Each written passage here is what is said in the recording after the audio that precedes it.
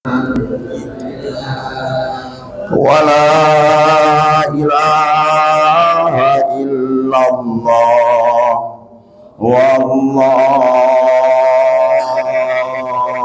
akbar. Assalamualaikum warahmatullahi wabarakatuh. Subhanallahi wa bihamdihi subhanallahil azim adada khalqihi wa ridha nafsihi wa zinata arsyihi wa midada kalimatih. Allahumma shalli wa sallim wa barik ala sayyidina Muhammad. Assalamualaikum ya habiballah wa ala alihi wa ashabihi ajma'in, amma ba'd. Subhanaka la ilma lana illa ma 'allamtana innaka antal alimul hakim. La haula wala quwwata illa billahil aliyyil azim. Ikhwatal iman, jamaah salat zuhur Masjid Al Akhyar, bapak-bapak, ibu-ibu, wabil khusus pengurus Masjid Al Akhyar, Bapak Haji Hendro dan staf. Mudah-mudahan kita semua sampai akhir hayat kita terus diberkahi oleh Allah Subhanahu wa taala. Semakin mendekati kematian, semakin diistiqomahkan beribadah kepadanya, sehingga kapanpun kita dipanggil oleh Allah Subhanahu wa taala, sementara kondisi kita sedang istiqomah beribadah kepadanya, maka saat itu kita diwafatkan husnul khatimah. Amin ya rabbal alamin. Jamaah yang dimuliakan Allah Subhanahu wa taala, mudah-mudahan kajian yang sesaat ini dengan izin Allah mampukan kita untuk tambah dicintai oleh Allah Subhanahu wa taala dan Rasulnya. Ketika kita ditanya, siapakah orang yang paling mencintai kita? Apakah orang tua kita? Apakah istri-istri kita? Apakah anak-anak kita? Apakah diri kita sendiri? Maka jawabannya, itu semua bukanlah orang-orang yang paling mencintai kita. Yang paling mencintai kita adalah Rasulullah Sallallahu Alaihi Wasallam, Nabi Muhammad Rasulullah Sallallahu Alaihi Wasallam. Beliaulah yang teramat sangat mencintai kita selaku umatnya. Dalam sebuah riwayat dikatakan sampai-sampai Rasulullah SAW bersumpah, wallahi, demi Allah.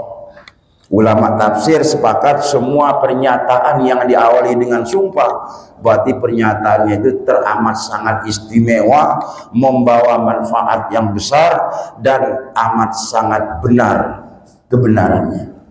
Apa sumpah Rasulullah? Inni la arhamukum asyaddu rahmatan min rahmati abaikum lakum wa min anfusikum li anfusikum. Kata Rasulullah, wallahi, aku Rasulullah teramat sayang kepada kalian sebagai umatku, melebihi sayangnya orang tua kalian kepada kalian, bahkan melebihi sayangnya kalian kepada diri kalian sendiri. Subhanallah walhamdulillah wala ilaha illallah wallahu akbar. Di antara sekian banyak bentuk sayangnya, bentuk perhatian Rasulullah SAW kepada kita selaku umatnya, di antaranya disebutkan dalam kitab Asy-Syafa'ah. Asy-Syafa'ah itu nama kitab, artinya ya syafaat. Di situ disebutkan Rasulullah SAW menolak masuk surga sebelum seluruh umatnya terlebih dahulu masuk surga. Diceritakan secara singkat dalam kitab Asy-Syafa'ah ini ba'da dukhulil anbiya al-akhirin, setelah para nabi-nabi yang lainnya sudah memasuki surga dan menempati kursi masing-masing yang sudah disediakan oleh Allah Subhanahu wa taala, tinggal tersisa satu kursi saja, Pak Joni. Dan kursi itu adalah kursi yang sengaja Allah sediakan untuk Rasulullah SAW, tapi belum diduduki, belum ditempati oleh Rasulullah, sampai Allah bertanya, ya Muhammad, lima lam tadkhul wa lam tajlis ala hadzal kursi. Ya Muhammad, kenapa engkau belum masuk surga dan belum menempati kursi yang sudah aku sediakan? Apa jawab Rasulullah? Ya Allah, idza dakhaltul jannata wa jalastu ala hadzal kursiyyi, andai saya masuk surga dan pintu surga sudah ditutup, bagaimana dengan nasib umatku? Masya Allah.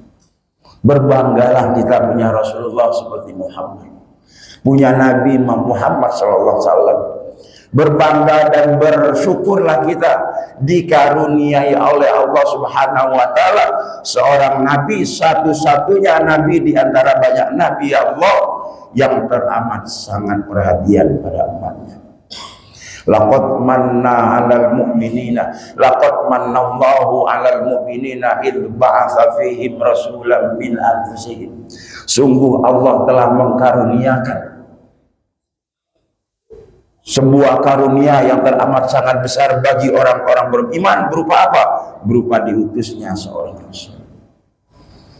Itu salah satu bentuk perhatian Rasulullah kepada kita.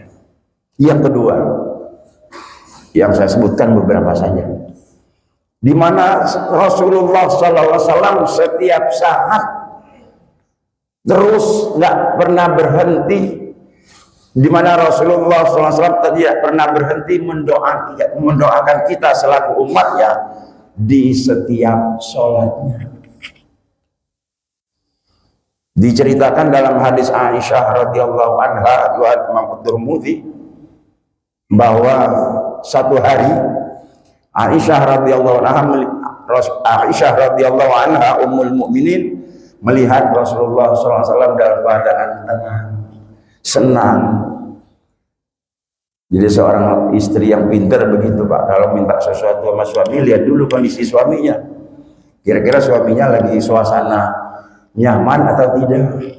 Jangan ini baru pulang kerja lagi capek-capeknya lalu dimintain. Alhamdulillah, sampaikan kepada istri kita.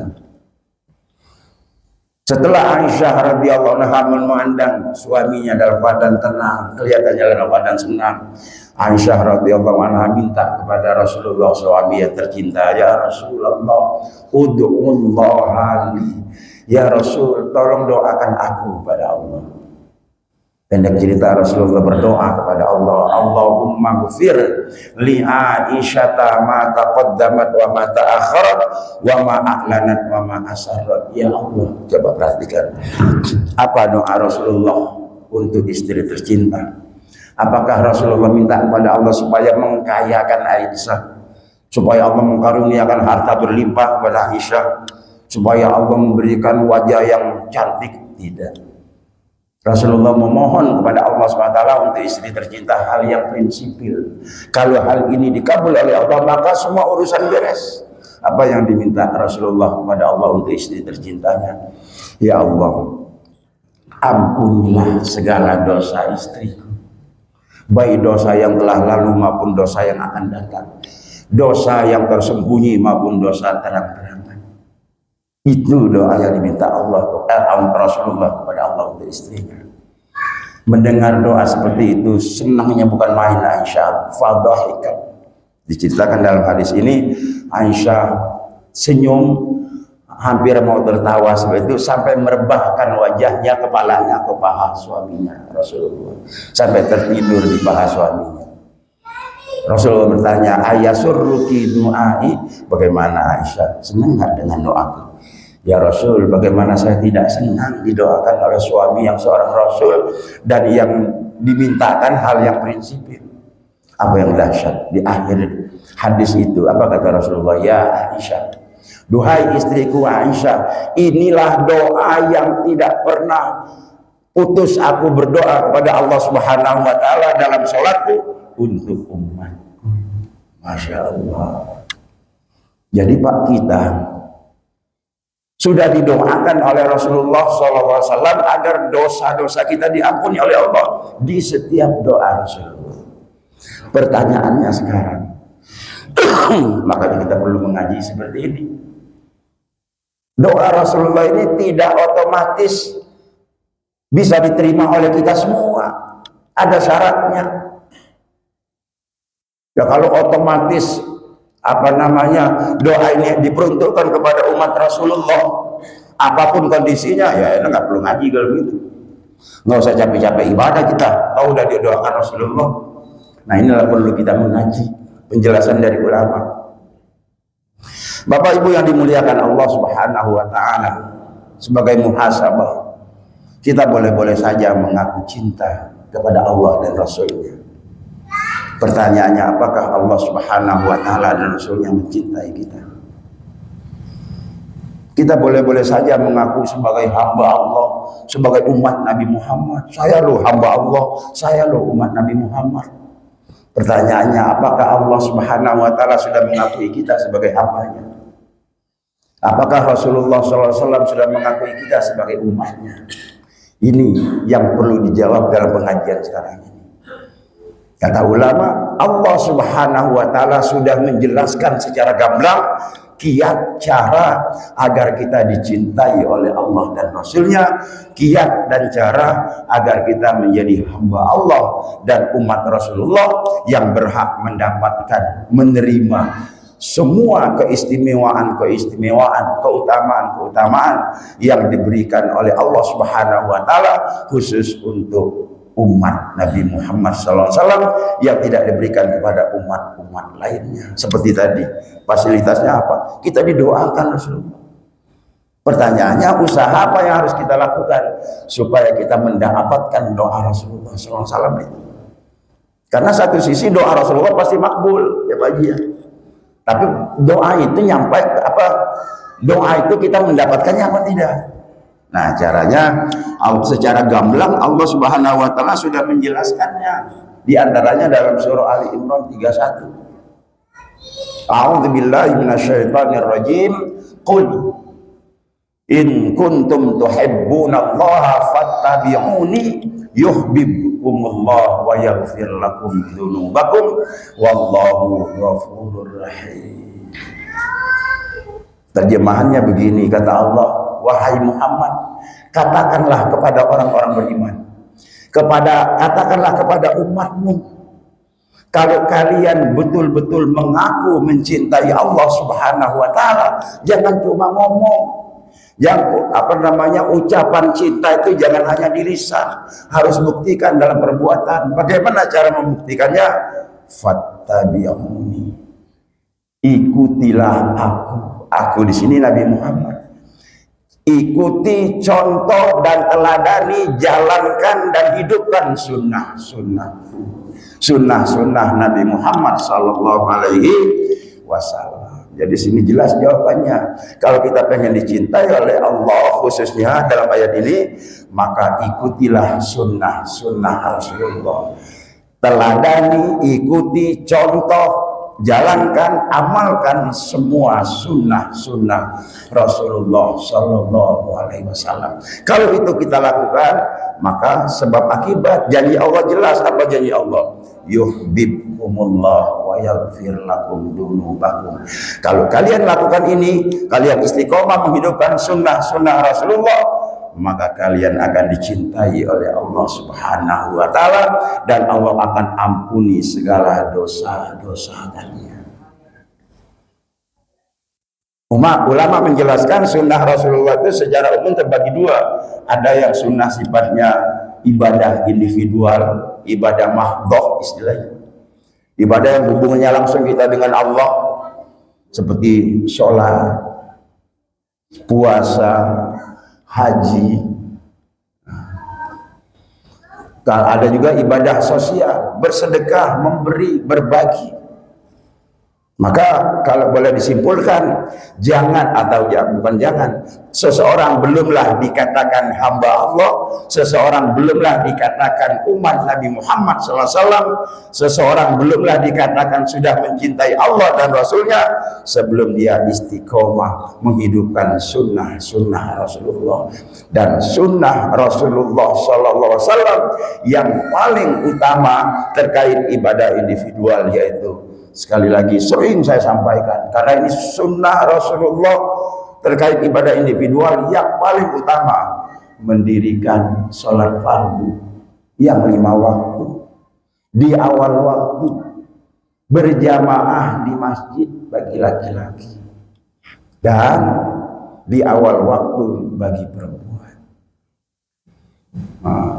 Ini kita bapak-bapak jangan mengaku sudah mencintai Rasulullah, jangan ngaku dulu sebagai umat Rasulullah kalau belum istiqomah sholat berjamaah di masjid. Jangan belumlah dikatakan umat Rasulullah kalau belum istiqomah sedekah pagi dan sore. Nggak perlu banyak, yang diinginkan oleh Allah Subhanahu wa taala adwamuha wa in qall. Dalam hadis sahih, hadis Anas bin Malik dijelaskan, yang diinginkan Allah adalah ahabbul a'mal indallahi adwamuha. Amal ibadah yang paling disenangi oleh Allah Subhanahu wa taala adalah amal yang sifatnya rutin. Nah, ini mumpung ingat, saya ingin menyampaikan, minimal menegur, mengingatkan saya sendiri. Kata ulama, Pak, dan ulama ini menyampaikan penjelasan Rasulullah. Dalam hidup ini hendaknya masing-masing kita mempunyai amalan unggulan. Amalan unggulan yang bisa kita banggakan di hadapan Allah Subhanahu wa taala di akhirat kelak. Dan salah satu indikasi amalan unggulan itu sifatnya ibadah sunnah. Bukan sholat fardu yang 5 waktu. Yang sunnahnya berjamaah di masjidnya. Itu yang harus kita istiqomahkan. Ibadah sunnah lainnya baca Quran. Ibadah sunnah lainnya sholat duha, sholat tahajud, sholat witir. Di antara banyak sunnah Rasulullah sadar tidak semua umatku mampu untuk melaksanakannya.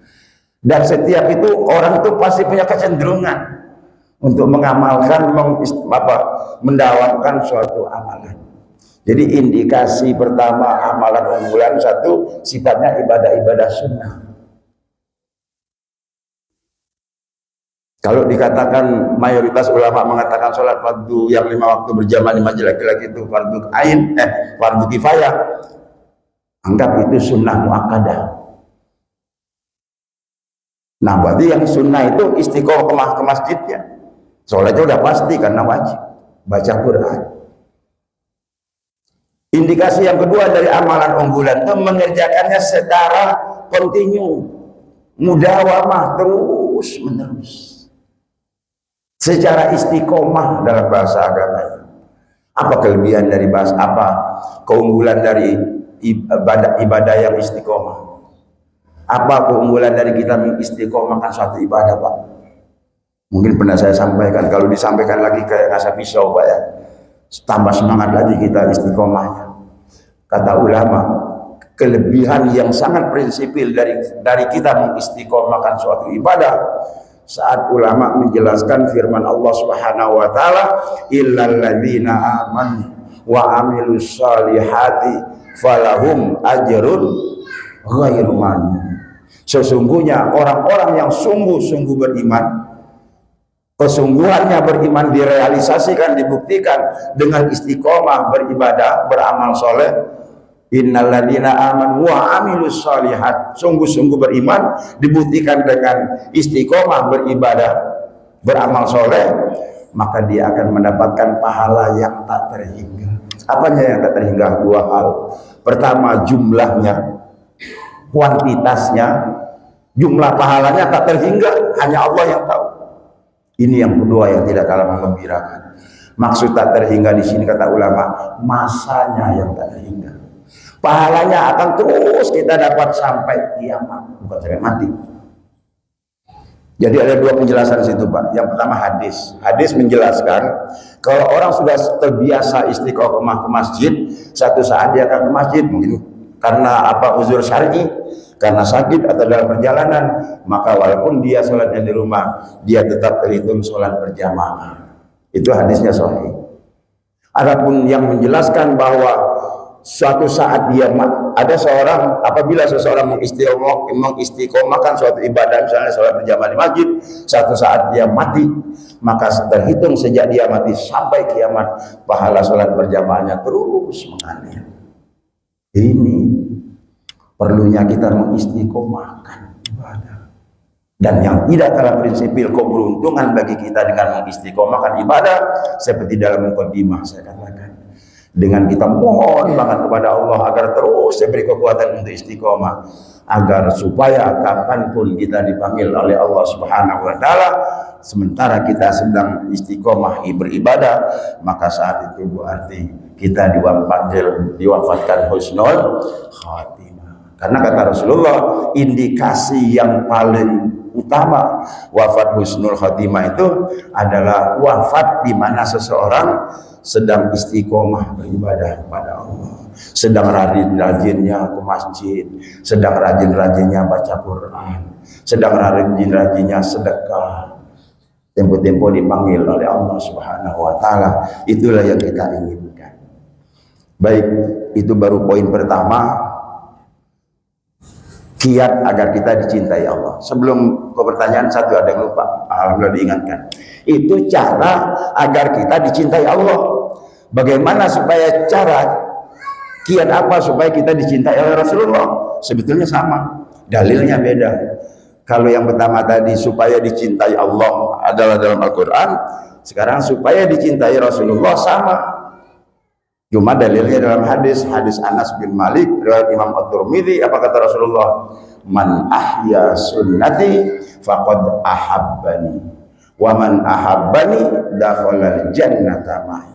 Kata Rasulullah, barang siapa yang istiqomah sungguh-sungguh menghidupkan sunnahku, maka sungguh dialah yang sebenarnya yang telah mencintai.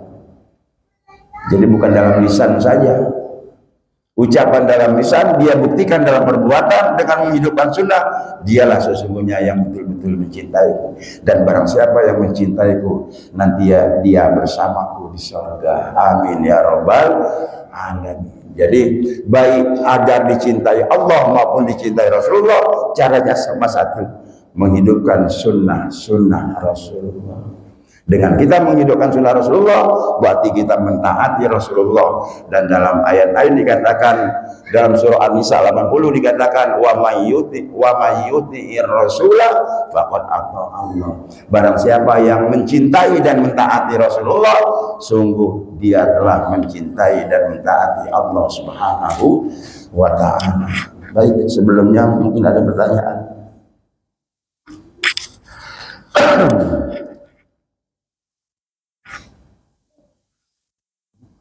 Kita sampai jam berapa Pak? 10 menit lagi. Masih ada waktu 10 menit. Mungkin ada yang mau bertanya. Kalau nggak ada yang bertanya, berarti udah paham lah. Tinggal melaksanakan aja, mengamalkan. Masya Allah. Kalau belum ada pertanyaan, sambil mikir dulu, saya sampaikan cara yang kedua agar kita dicintai, khususnya dicintai Allah dan Rasulnya. Ada kata-kata Imam Ghazali dalam kitab Nahjul Wusul ila Mahabbati Haqiqatir Rasul. Itu ada kitab namanya Pedoman agar kita sampai kepada hakikat cinta yang sebenarnya kepada Rasulullah SAW.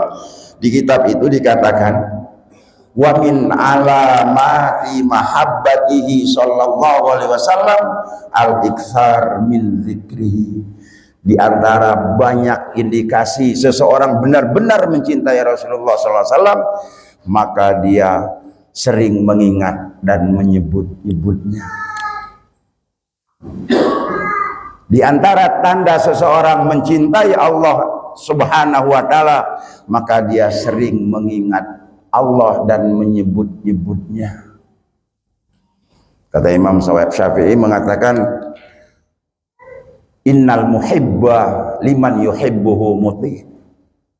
Seseorang bukti kalau dia betul-betul benar dan jujur serta sungguh-sungguh mencintai seseorang, maka otomatis dia akan mengikuti, mentaati, memenuhi semua permintaan orang yang dicintai. Bapak, namanya siapa Pak? Pak Jamal. Dulu waktu Pak Idam, Masya Allah, cakep namanya. Waktu masih masa perkenalan dengan mantan pacar yang sekarang sudah ada istri, ketika diminta sesuatu dikasih nggak Pak? Dikasih pasti. Coba-coba nggak dikasih, diputus bisa, diambil sama cowok lain. Apapun kita laksanakan demi mempertahankan kelanggengan hubungan dengan orang yang kita cintai. Ingat waktu itu, biar perlu minjem ya, ngutang-ngutang. Iya benar, nggak ada pacaran, ta'aruf yang ada. Masya Allah, alhamdulillah. Otomatis, bahkan nggak jarang dia sering mengingat dan menyebut-nyebut orang dia cintai, dan nggak jarang juga terbawa dalam mimpi. Segitunya begitu perhatian kita terhadap orang yang kita cintai, padahal manusia biasa. Bagaimana dengan Rasulullah? Nah, untuk lebih jelasnya lagi, dalam hadis Aisyah radhiyallahu anha dijelaskan, man ahabballaha ta'ala aktsara dzikrahu. Kalau pengen tahu seseorang benar-benar mencintai Allah Subhanahu wa taala, maka tandanya dia sering menyebut-nyebut dan mengingat-ingat Allah Subhanahu wa taala dengan cara berzikir kepada Allah Subhanahu wa taala. Ini sesuai perintah Allah, ya ayyuhalladzina amanu dzkurullaha dzikran katsira.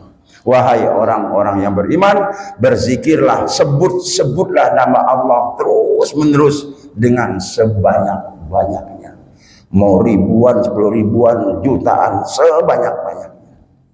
Itu tanda seseorang benar-benar mencintai Allah.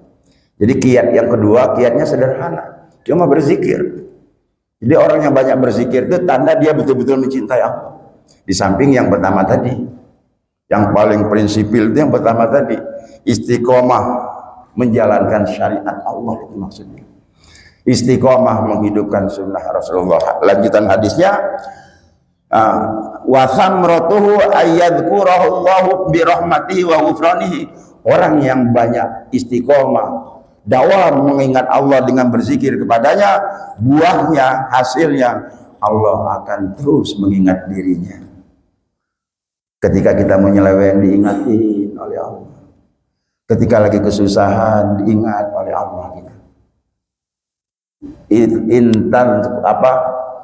Wa dzkurullah yadzkurukum. Kalau kalian mengingat Allah, Allah pasti mengingat kalian.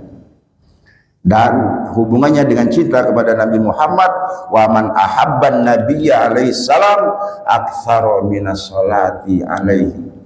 Bukti seseorang benar-benar mencintai Rasulullah, di samping yang pertama tadi istiqomah menghidupkan sunnahnya, yang kedua dia sering menyebut-nyebut nama Nabi Muhammad SAW dengan cara bersolawat kepadanya. Semakin sering, semakin banyak kita berselawat kepada Rasulullah SAW, semakin benarlah cinta kita kepada Rasulullah SAW.